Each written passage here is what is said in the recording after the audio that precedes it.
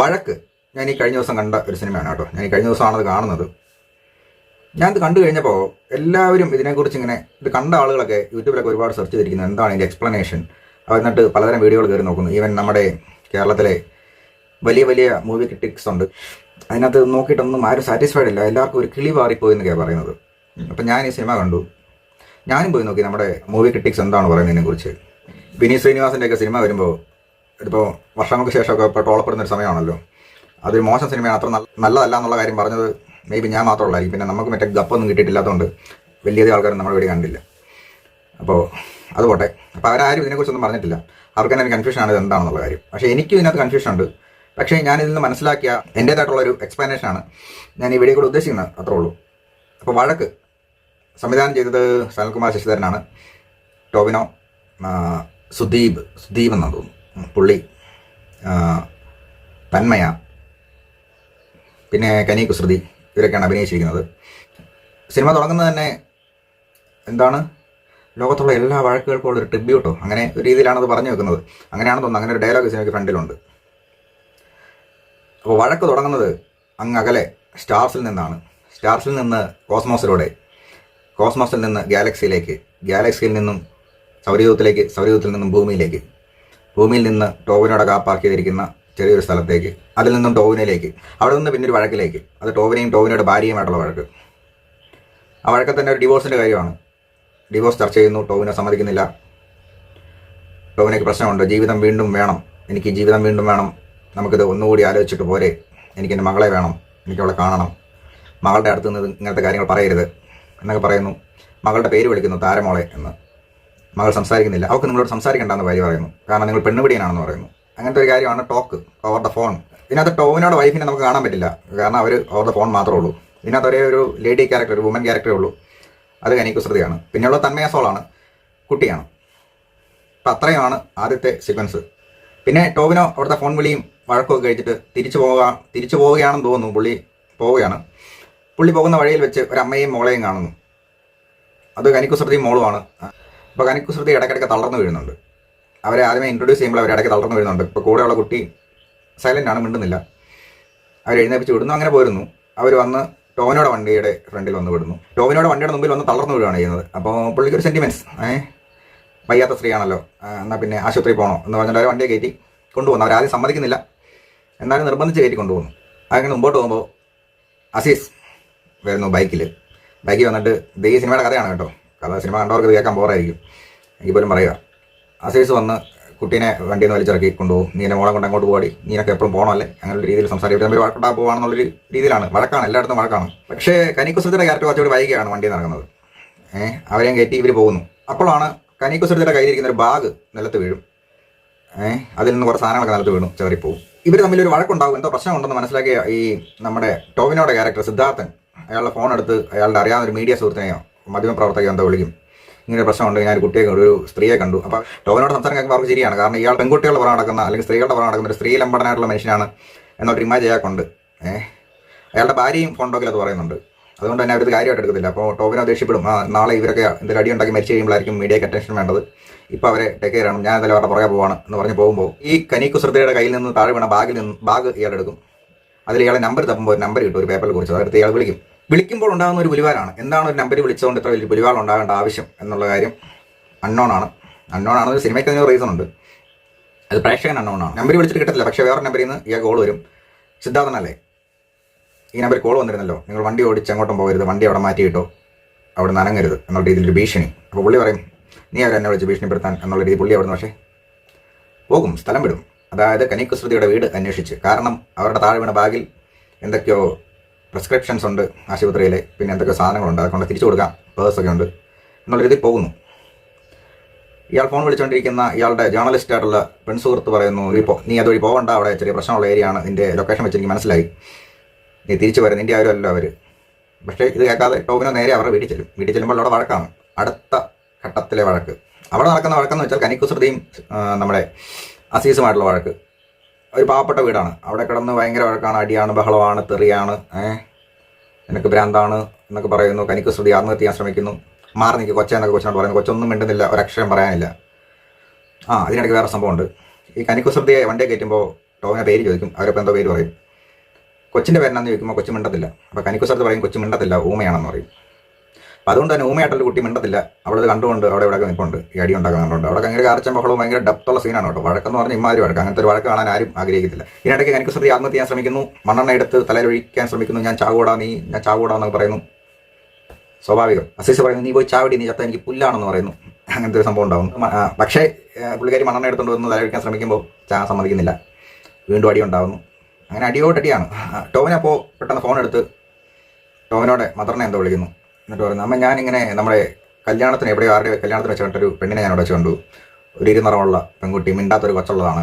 അതാണെന്ന് തോന്നി ഇവിടെ ഞാൻ എന്നോട് സംസാരിച്ചിട്ട് വരാം. അങ്ങനെ എന്തോ പറഞ്ഞിട്ട് ഫോൺ കട്ട് ചെയ്ത് തിരിച്ചു വരുമ്പം അസീസും കുട്ടിയും വീടിനകത്താണ്. കനിക്കുസൃതി വീടിൻ്റെ പുറത്താണ്.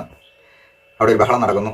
കനിക്കുസൃതി മണ്ണെണ്ണ എടുത്ത് തലയിലൊഴിച്ച് തീപ്പെട്ടി ഒഴിച്ച് കത്തിക്കാൻ ശ്രമിക്കുന്നു. അപ്പോൾ ടോവിനോടെ ക്യാരക്ടർ പോയി തടയും. ആത്മഹത്യ സമ്മതിക്കില്ല. ടോവിനോടെ മടിയിൽ പുള്ളിക്കാരി കിടക്കുമ്പോൾ ടോവിനെ അവരെ ചുംബിക്കാൻ ശ്രമിക്കും. പക്ഷേ അസീസ് ബഹളം വെക്കുന്നതുകൊണ്ട് ചുംബിക്കാൻ പറ്റുന്നില്ല. വീട് പൂട്ടിയിട്ടാണ് പുള്ളിക്കാരി പുറത്തിറങ്ങി ആത്മഹത്യ ശ്രമിക്കുന്നത്. അപ്പം അങ്ങനെ ആകുമ്പോൾ വീട് തുറക്കേണ്ടി വരുന്നു. അതാണ് നടക്കുന്നില്ല. ടോവിന അപ്പോൾ ഈ പ്രശ്നമെല്ലാം സോൾവ് ആയ സന്തോഷത്തോടു കൂടി പോയിരുന്നു. ഇതിനിടയ്ക്ക് ടോവിന പറയുന്നുണ്ട് ഞാൻ വക്കീലാണ്, നിങ്ങളെ ഞാൻ ഹെൽപ്പ് ചെയ്യാം, എന്ത് പ്രശ്നമുണ്ടെങ്കിൽ ഹെൽപ്പ് ചെയ്യാം എന്നൊക്കെ പറയുന്നു. ടോവിനയ്ക്ക് പക്ഷേ സെയിം പ്രശ്നമുണ്ട്. ഡിവോഴ്സിൻ്റെ ഒരു വക്കി നിൽക്കുകയാണ്. പുള്ളിയുടെ സ്വന്തം ഇഷ്യൂസിനെ സോൾവ് ചെയ്യാൻ പറ്റുന്നില്ല. ഇവരുടെ ഇഷ്യൂസിനെ സോൾവ് ചെയ്യാമെന്നാണ് പുള്ളി പറയുന്നത്. അത് മനുഷ്യർ പൊതുവെ അങ്ങനെയാണല്ലോ. നമുക്ക് എന്തൊക്കെ പ്രശ്നങ്ങളുണ്ടായാലും നമ്മൾ മറ്റുള്ളവരെ സഹായിക്കാൻ നോക്കും, അല്ലെങ്കിൽ മറ്റുള്ളവരെ ഹെൽപ്പ് ചെയ്യാൻ നോക്കും. നമ്മൾ ഒരുപാട് ക്രാഫ്റ്റുള്ള ആളാണ്. നമ്മുടെ സ്വന്തം പ്രശ്നങ്ങൾ നമ്മൾ പരിഹരിച്ചില്ലെങ്കിലും മറ്റുള്ളവരുടെ മുമ്പിൽ നമ്മൾ എന്തോ ആണ് എന്ന് കാണിക്കാൻ വേണ്ടി ഒരു ശ്രമം നടത്തില്ല. ആ ഒരു ശ്രമം ഇതിനകത്ത് പുള്ളി നടത്തുന്നുണ്ട്. പക്ഷേ ഇവർ ആ ഹെൽപ്പ് വേണ്ടാന്ന് നോക്കുകയാണ് ചെയ്യുന്നത്. ഞങ്ങൾക്ക് ഈ ഹെൽപ്പ് വേണ്ട എന്ന് പറഞ്ഞിട്ടാണ് ഇരിക്കുന്നത്.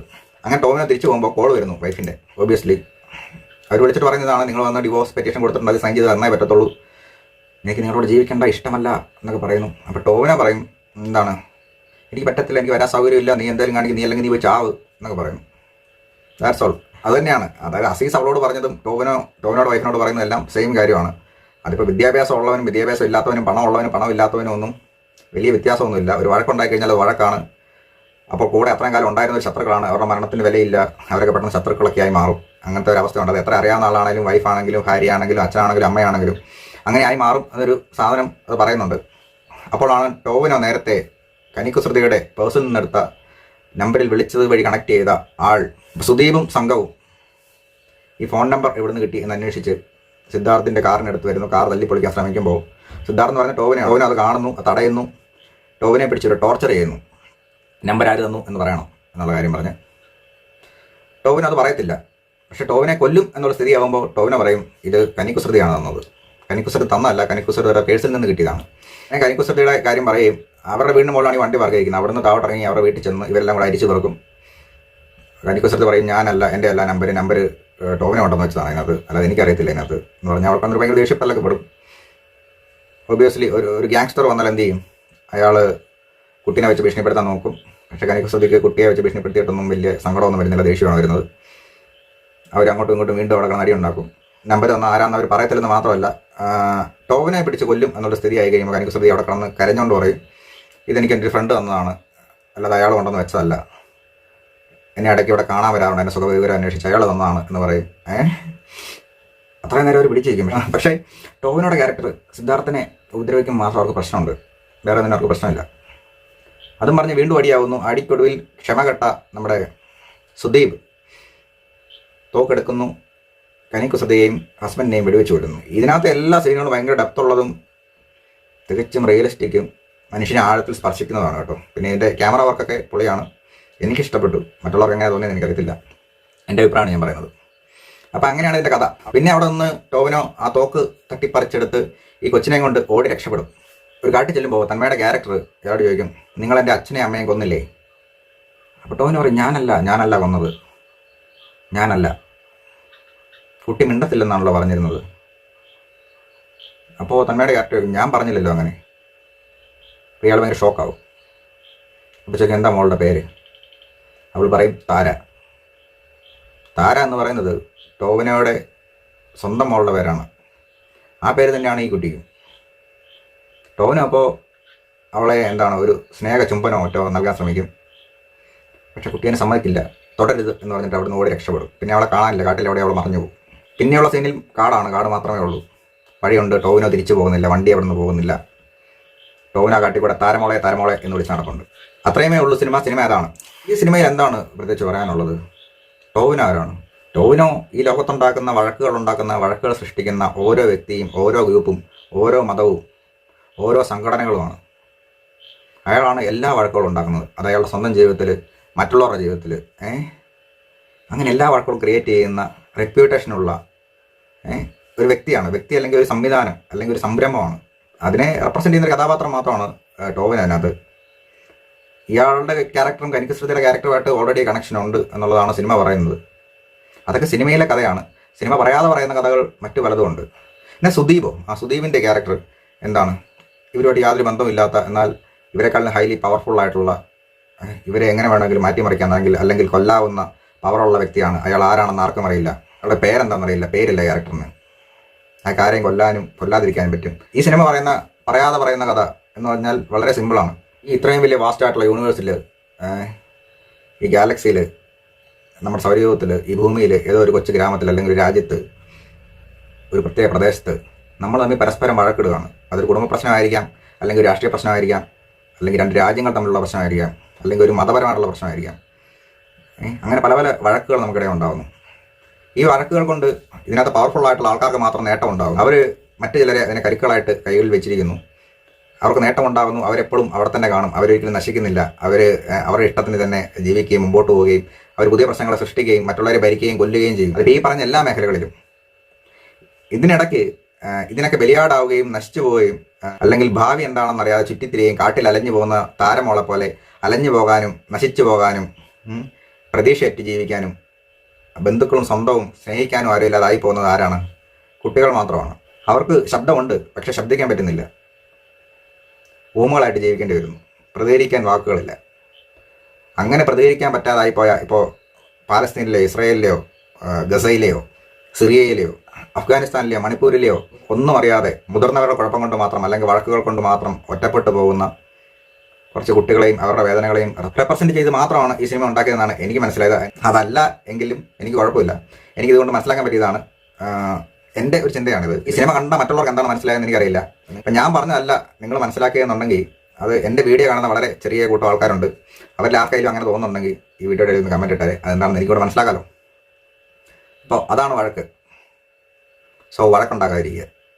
അത്രയല്ലേ പറയാൻ പറ്റത്തുള്ളൂ. Okay, by.